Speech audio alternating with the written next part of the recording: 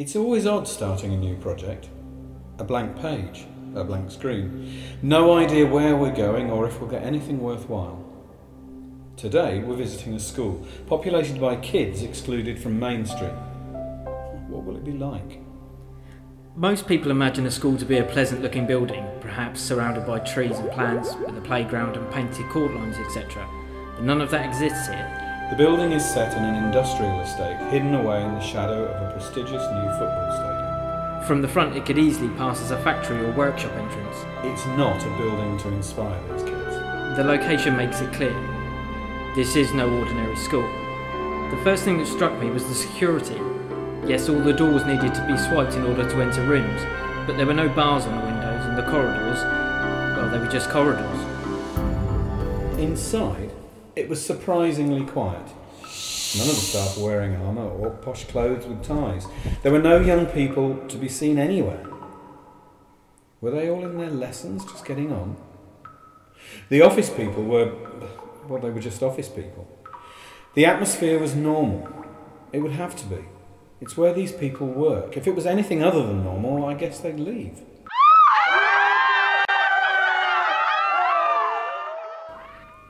We were shown to the head's office and greeted by warm smiles and a cup of tea, though we were warned that we shouldn't take that into the classroom, just in case.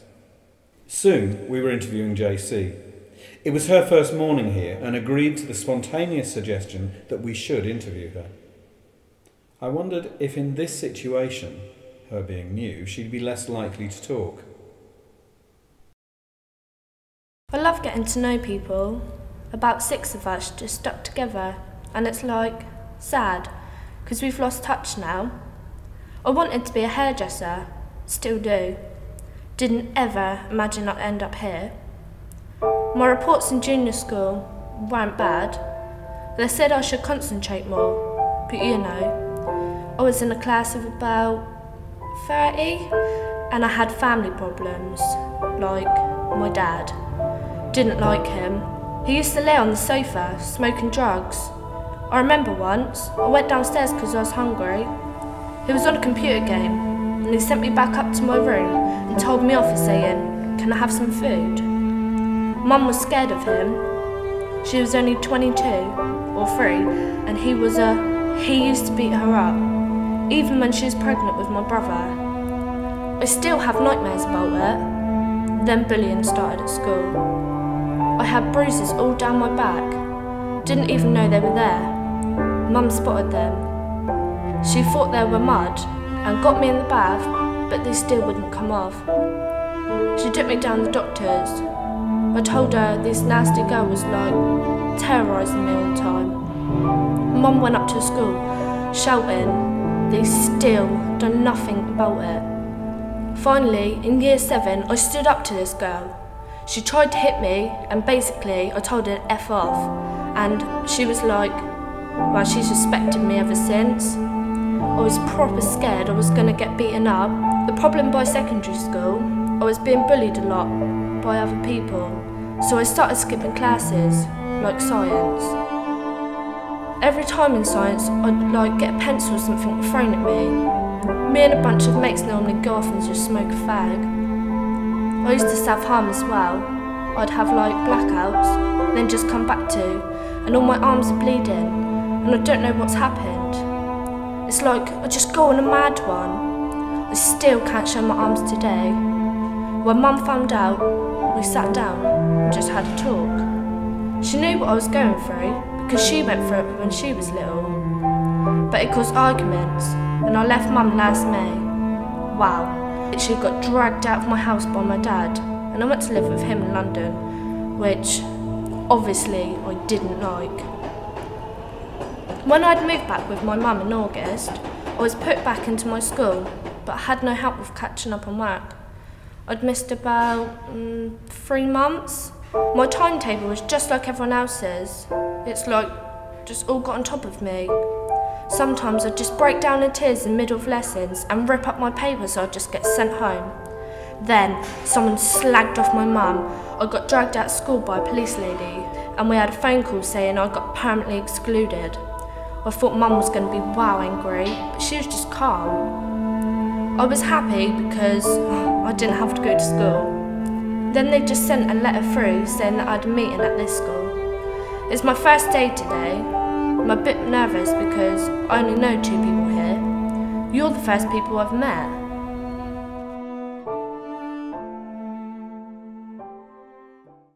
JC gave us a real insight, particularly interesting because she was new, and a follow-up will allow us to see how she gets on. After break, we met a second girl, Tonisha.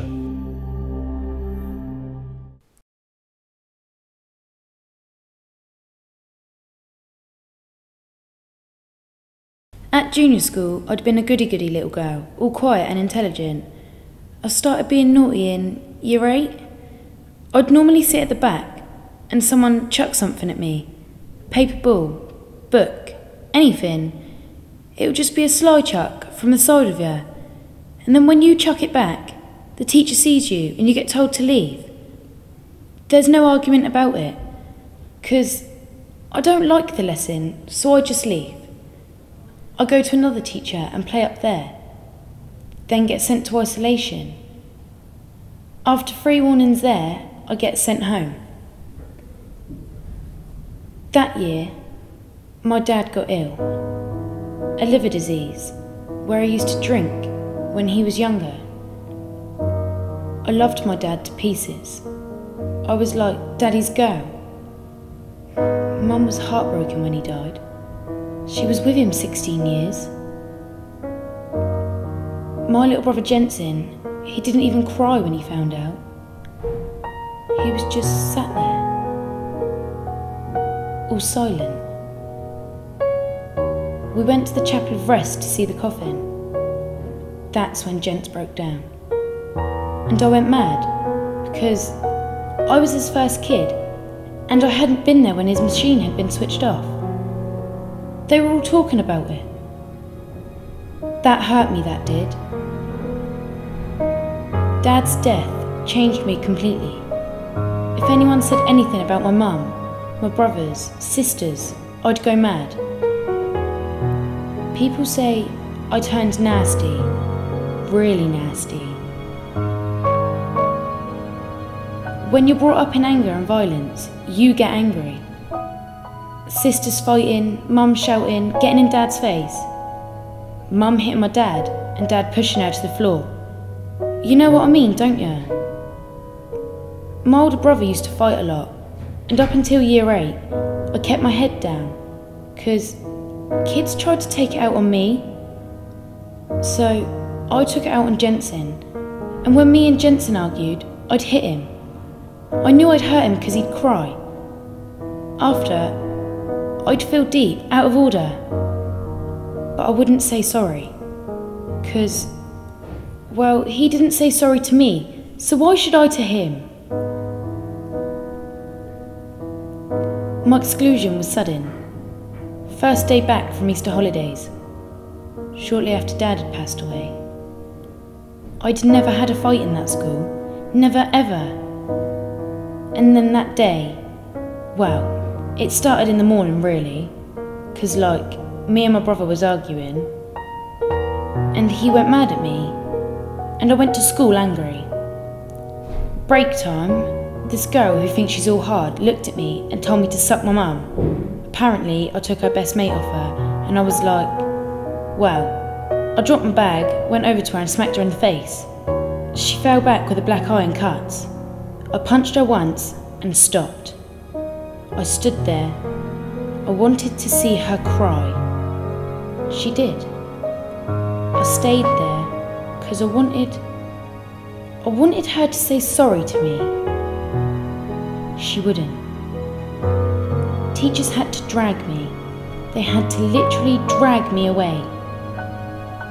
I got excluded. 5 days.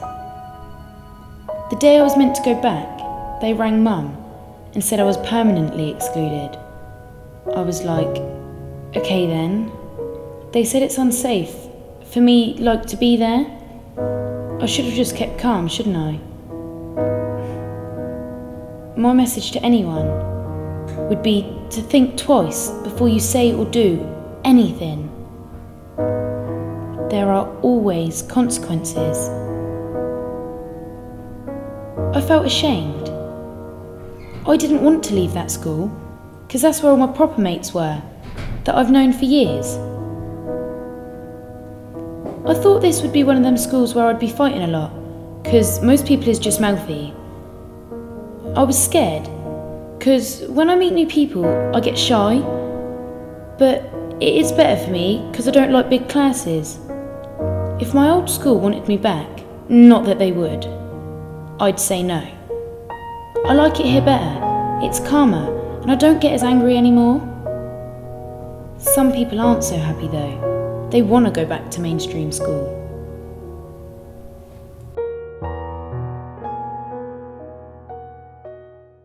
On leaving the school that first morning, I realised we'd found normal kids who have taken different paths for various reasons. They were all very open and honest, which is definitely not what I had expected. We both wanted to hear from some boys. Could we get them to talk? They all seemed less willing to give anything away. One thing I'd noticed about the boys, for example, is that none of them ever seemed to smile. Yeah, getting the boys to talk could be more difficult, but we'd try. As we walked out, I asked the teacher why he wanted to work somewhere that must be so much more demanding than a normal school. Anything I say will sound cheesy, but somewhere like this, there's a clear problem, isn't there? If there's a problem, then there are things you can do to... So, I wanted to do something about that problem. I reckon I can actually do more good here than in a mainstream school.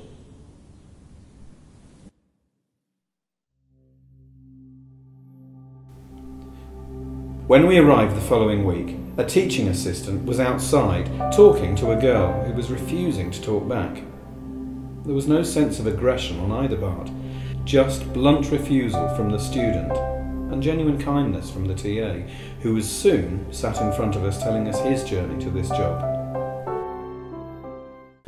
People say to me, "Why do you work with them scumbags?" Well, I had a similar background to many of these kids, so maybe I understand them on a deeper level. You can't save every kid, but even helping one is great. I wasn't a really naughty kid, but I had more things going on in my life than average, family issues and stuff. My dad used to beat us up. As the youngest, I saw him hit my brothers. I thought he'd never hit me. Then one day, one of my brothers drew on the kitchen side. I knew my dad was going to beat him up, so I said it was me. He beat me up with a belt and sent me to my room. It wasn't just physical, it was a mental thing as well. We'd get locked in our bedroom, to a point where we'd need to go to the toilet. My dad wouldn't let us out, so we peed in the toy box or out the window. Once the neighbours saw us hanging out the window and phoned Dad, who came in and hit us more. I still speak to him now. I guess I kind of do forgive him. I disengaged at middle school. The kid who looked out the window, not working. The teacher then shouts at you, phones home and causes more trouble. I didn't have a safety net at home or at school, so I kind of felt really lost. When a kid tried to push me around at school, it was nothing compared to my brothers and dad, so I beat him up. It was easy. When I got to high school, I had a reputation for being punchy. Everyone hears about it, and some kids think, I'll have a fight with him. I didn't look for fights, they came to me, because people want my reputation, so it's either like, you get beaten up, or I beat them up myself. I left school and worked in a factory putting plastic into a box. It was rubbish. At 19, I went to Greece on holiday with my girlfriend, who was someone stable in my life, but she was off to university. I knew I'd feel lost again, so I said, I don't want to go back home. I stayed with 35 euros to my name. It was good to move, leaving the people I hung about with, and a massive life changer. I did PR in a bar, which made me meet loads of people from different backgrounds, and got a job emceeing in a club. I stayed there for 6 months and came back with nearly 500 euros. My plan was to go back, but I ended up on a building site and in the evenings got into kickboxing. I'd done a bit of taekwondo before, won some tournaments, and my kickboxing coach saw some potential in me. Most people take 2.5 years to get where I got in 6 months. He asked if I'd be interested in coaching. I studied in Birmingham every weekend and then started classes for a big association. Won a couple of British titles as well. I'd have 5 boys at a time doing weights and cardio and fitness. I'd train them and talk, mentoring about future stuff. Then the school asked me to come in and help. I've been here since, really. I do 5 days a week here, then train my clients in my own gym in the evening. I'm also on call in the fire service now. I've turned myself around. I believe all mainstream teachers should work somewhere like this for an experience. It should be part of their training. People are too quick to say they're little scumbags. They need to understand that they're just ordinary kids who must not be written off. They need, you know what? More than anything, they just need some positive people in their life.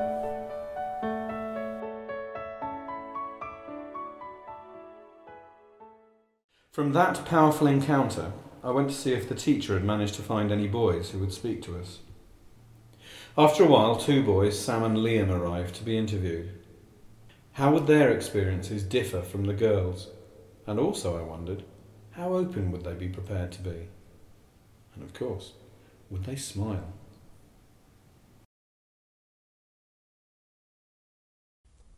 My earliest memory at school was playing in the swimming pool. That was nice. I don't remember much, really. I was a good kid, class clown. I remember the first time I got into trouble. Some boy hit my cousin, so I hit the boy. I got sent to the wall bars. I missed my lunch stood at this wall. I was about 9 years old. When my mum and dad heard, they grounded me. I'm not sure teachers would even remember me now, but if they did, I don't know. I reckon they'd say I was a good kid. I was just silly in that, mocking around in juniors. There's this thing called severe clausum you used to get. You had to stay in at break and lunchtime and go to like a strict teacher's classroom. It was scary. I got excluded once. I went to some recorder club thing that was going on, and I can't remember what I did. Oh shit, no. I can't remember.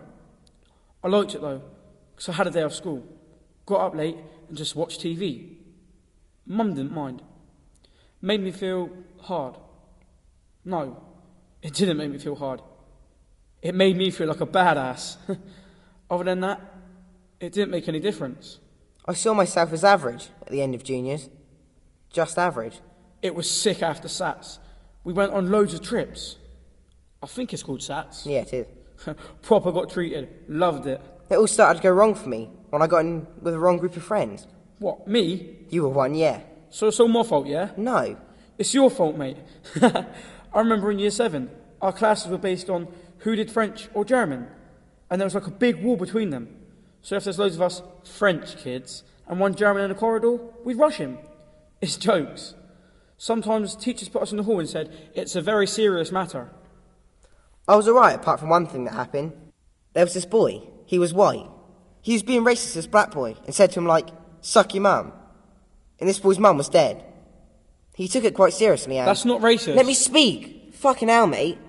It was after that he was racist. Yeah. And we gave him a beating. Who did he tell to suck his mum? Porker. I tell Porker to suck his mum all the time. Yeah, but still. Was it just one smack in the face, or...? I didn't exactly count how many, but I got excluded. For 2 days.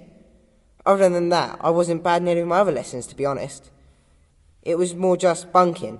And while I was bunking, I got into trouble. That started in year 9. I bunked in year 8. Walked around the corridors.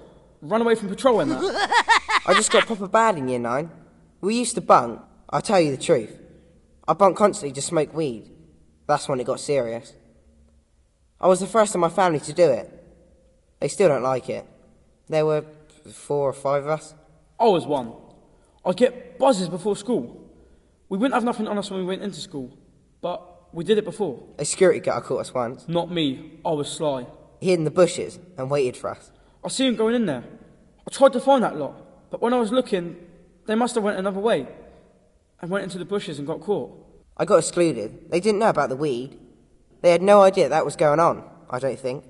We didn't have nothing on us, so it was just jokes if we got caught. I got permanently excluded in year 11, just before Christmas. In year 10, I'd been excluded loads and loads. Fire alarms all the time. I'd given up on school, work completely. You got excluded first? I just got told like a couple of days before, this is your last chance. If you mess up, then you're out. And I just thought, I pushed my luck a little bit further. I set off a fire alarm with a cigarette. Walking out of school, I just lit it up and blew it into the smoke alarm. They said it was me, and I thought, there's no point in lying, so I just told the truth. You either get to appeal, or you don't. I didn't. Didn't want to put my mum through it anymore. I knew I wouldn't settle down. I felt quite proud on the outside. I thought, yeah, I've been kicked out of school. Felt the naughty kid, but inside I was thinking, what have I done? I got a letter saying I should come here, like a couple of weeks after being excluded. After he was permanently excluded, I was in isolation. I was like, oh, it's going to be like proper shit. Out of our little group, I was the last to go. I was thinking, right, you know what? I'm going to get permanently excluded. I was proper rude to one of the deputies. I just got like well wishes in her face. She was getting proper nervous and scared, and I shouted, I don't want to fucking come to this school anymore.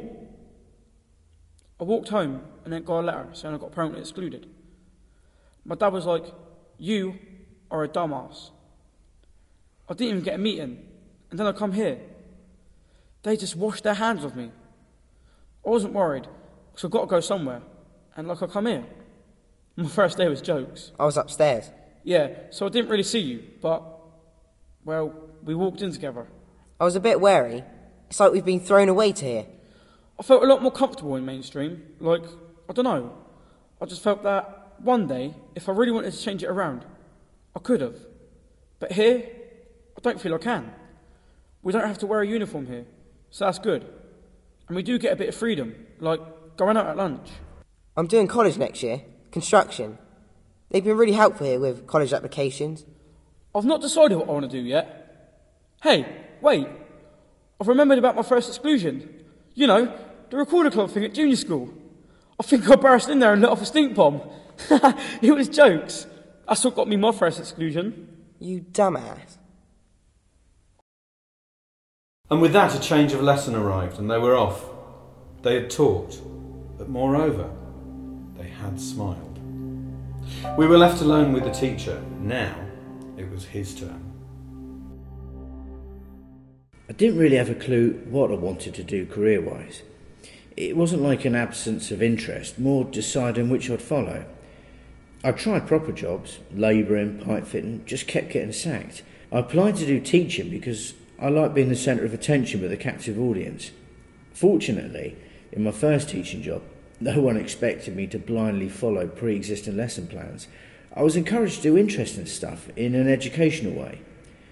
I had an idea about music and created a record label which I thought would interest pupils. It was successful and I learned a lot from that. The students did well. They could see the point of what they were trying to do. It wasn't abstract, it was real. Most of my students here can count their change if they need to, but somehow in education, maths becomes abstract and weird. I never had a lot of respect for authority. It's a bit of a surprise that I am now part of that authority. I was successful in my own school days, but did get suspended a few times. I was only kept in school because I was bright and got good grades, which looked good for them. I did silly stuff like jump off walls to scare teachers. I'd jump off behind them and then handcuff into their chairs. It was easy to make people laugh by being cheeky. One teacher, who I didn't get on with, largely because he didn't argue very well, pulled me out of class saying I'd been racist. What I'd done was to call an Indian lad a brown nose for having done his homework. This teacher was furious with me. So I said to him, "Do you know what brown nose means?" And he said, "Of course I do." And I said, "You don't, or you wouldn't be telling me off." So I said, "Let me explain. You call a person a brown nose when they're kissing someone's ass and they get shit on their nose." I used those words because I had an audience. He'd been shouting at me, so I was talking loudly too. Everyone back in the classroom was laughing. It was hilarious, and he was getting more and more frustrated and said, "Well, why not white nose?" So, and I'm still quite proud when I come back, "Unless you're a dog from the 80s, you don't have white shit." I was suspended, basically, because I embarrassed him. In secondary school, the nurturing seems to stop. It's all about getting grades.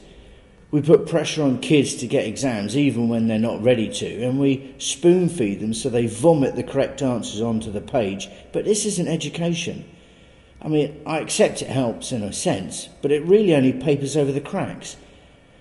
When you put pressure on children to do something they can't understand, you shouldn't be surprised if they kick off. And when that happens, teachers start to say, "You're a liability." And then the problem snowballs. We've got to get it right with small children first. And there's an assumption bubbling under that if a parent can't read, they won't be bothered about their children reading. And that's simply not true. They just need someone to come and help. It's important because if these kids aren't taught to read and their communication's not that good, they won't have much of a handle on their emotions, and they'll be thought of as thick or naughty, and then they switch off school.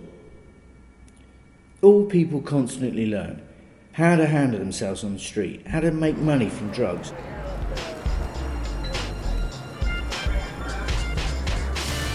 Want to buy some drugs? How to chat up girls, etc. I mean, I'm not trying to impress you or anything, but... Hey, what's upset? You're a loser. But they look suspiciously on the body of knowledge which will help make them become socially mobile. We have to build a belief in the students that this body of knowledge they are being told to consume will be good for them in the long run. You can only say, if you do what I suggest, you will one day understand why I've suggested it to you. Now, that's hard to grasp. And we have to win their trust, which is probably even more challenging. Children don't often end up being excluded from the mainstream if they have everything they need to develop and thrive in life. We are given relatively few resources to effect changes in our students' lives. This can be so short-sighted, as some of them will be a heavy cost to society in future years.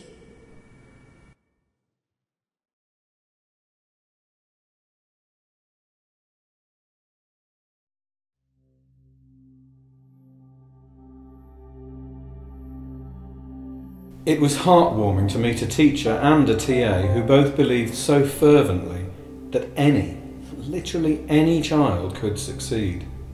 I continued to think about the young people we'd met and often wondered what happened to them. I also reflected on something the head teacher said to me. We need to change the language of exclusion. I think she meant that we should not punish children by excluding them, rather offer them an alternative pathway that will give every young person the chance to start again and feel included in education in a way that suits them. My follow-up interview with JC was delayed frequently as she was absent. Finally, some 4 months later, we were able to meet up again. The point of coming here was to start afresh in that. Well, that hasn't really happened. I got excluded once. There's been people here being nasty to me. Every new kid, gets put to a test, basically. See if they can, fend for themselves. And it's some of the girls here are really nasty. Genuine name calling, tramp and that. There's no physical stuff, but it stressed me out. I kept going outside for a fag and getting caught. It's only today and yesterday I've been good. Some days I just can't be bothered to come to school, so I just stay at home. The interview was coming to a premature end. I sensed JC had lost interest and didn't really want to engage. It gave the project no clear ending. The ending didn't appear until I went in to show the young people how I'd used their interviews to make this series of monologues. JC came in to hear hers. She was the most animated I'd seen her, full of smiles and a bounce in her step. She listened intently to me reading the monologue, and then I asked her if she still wanted to be a hairdresser. No, that's all changed now. I'm planning to do childcare. When I was growing up, I didn't have a good childhood. Seeing little brothers and sisters being hit. I wouldn't want to have other kids have the experience, the kind of thing that happened to me. I had to grow up suddenly, at the age of 12, to look after my 8-month-old and 9-year-old brother. When I'm nice to them, they react so well to me. They're always nice to me back. I think I'm really good with children, so I've changed my mind about hairdressing after all these years. Yeah. I want to do childcare course. I think I'll be good at that.